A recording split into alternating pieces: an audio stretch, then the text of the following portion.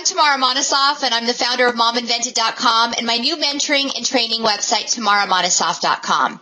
If you have a new product idea percolating in your mind, you most likely are thinking, how am I going to design it? And that's why I'm delighted to introduce you to my special guest and friend, Justin Aiello of Aiello Designs. Hi, Justin. Thanks so much for joining us. Great. Nice to be here. Thanks for having me. Justin is an invention development consultant, and he specializes in hard goods. Can you talk to us just for a moment and explain what the difference is between hard goods and soft goods? Certainly. Hard goods are products that are, for all intents and purposes, hard. It's products that are made of hard plastics, even rubbers, metals, electronics. Consumer electronics would be a good example of hard goods. Something that is can be developed using CAD technology. Basically, the part that gets designed is the part that gets manufactured. Soft goods are where you get into things made of fabrics and textiles, where in order to get the final product, you're starting out with flat patterns, which are then sewn up into three-dimensional shapes to accomplish whatever purpose they have intended. So that's a whole different skill set. What they call it the world of cut and sew. So with what you do, you're working with hard goods, and you mentioned Cad Design. So for our audience, can you please explain what that is? Yeah, CAD's just an acronym for Cad Assisted Development.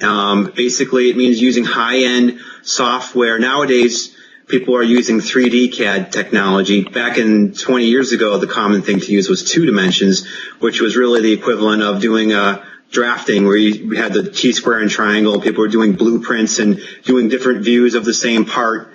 And it would be somebody's job to take those drawings and translate those into prototype parts and production products. Nowadays, using 3D CAD technology, we're able to shortcut a lot of those steps. And once you have a three-dimensional part engineered in CAD, that CAD data can directly be used to fabricate prototype parts, and also directly be used to generate production tooling and molds needed to get into mass production.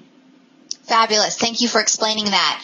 Now, can you tell us, what should inventors be thinking at the very beginning as they're coming up with their designs? What are some tips or suggestions that you can offer? Well, assuming they are starting out with identifying a problem for which they feel that they have a solution, I think one of the very first things that can be done is to clearly define exactly what the problem is, very simply, and exactly what the intended solution is, very simply, and then take steps to explore whether or not that intended solution is out there in the marketplace in any form. And that would be doing some research, going online, looking around, going into retail stores, looking around, basically trying to get a sense of, have other people identified the same problem, and have other people come up with similar solutions? And if they have come up with similar solutions, is yours different enough that you feel you might potentially have something that's worth a patent? Oftentimes when we start out with our new design, we start thinking of every feature imaginable, and we start adding all of these things to our product design, and I know that increased the costs. So what do people need to be thinking about as they're thinking about, I want to add this and that? What do you tell inventors? Keep it simple. I think adding a lot of things to the product is a common inventor pitfall.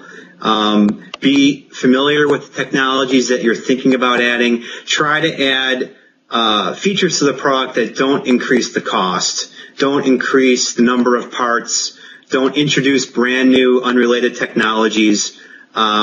Really make sure that the focus is on the actual solution to the problem you've identified, and then you can be creative in part design, for example, and have one part serve multiple functions, but don't go start adding electricity or power or wireless communication electronics to products that don't need it. Obviously, it's going to increase the end retail cost, and it's going to be that much harder for the inventor to go out into the world and be successful.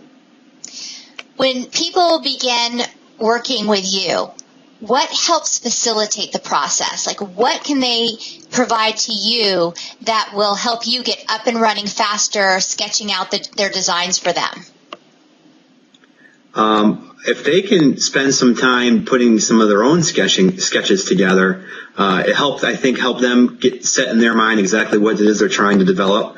And also, if they can spend some time doing any type of preliminary testing on their own. You go into your garage or your basement or your workshop, and maybe you can purchase a few products at your local store that have some of the features that you need and maybe modify them just to kind of get a sense of the feasibility if the technology that they're looking to develop is possible. Not every idea that people come to me with is something that is technologically feasible. Sometimes people are looking for things that might be 20 or 30 years out in terms of what's available on the market today.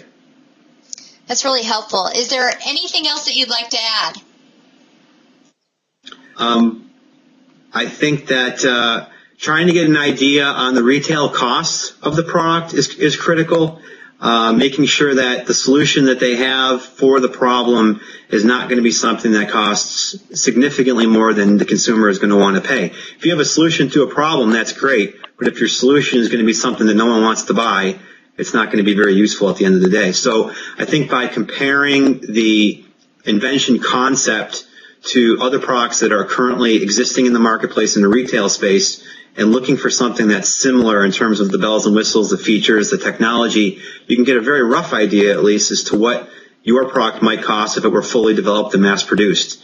And then you can gauge from that as to whether or not you think you might have an easy time selling that or a difficult time selling that. I'm really glad that you brought that up because that's exactly what we teach in my new book, How Hot Is Your Product, is trying to come up with the estimated costs for the product, testing out the market before spending a fortune bringing your product to market. And Justin Aiello is an expert who has a full interview in that book. But if you want to contact Justin directly, Justin, how can people contact you? Just go to online and go to the website, aiellodesign.com, and Aiello is spelled A-I-E-L-L-O, design.com. Or they can feel free to give me a call, and I'm happy to provide a free phone consultation and a free invention development estimate if you want to get into the details of your product. And, of course, we'll sign non-disclosure agreements, make sure that you're protected that way before we get into any of that. But I'll give you as much information, knowledge, and pricing as I can so you make a good, comfortable decision if you decide to move forward. Wonderful. Justin, thank you so much for your time today. You're welcome. Thanks for having me.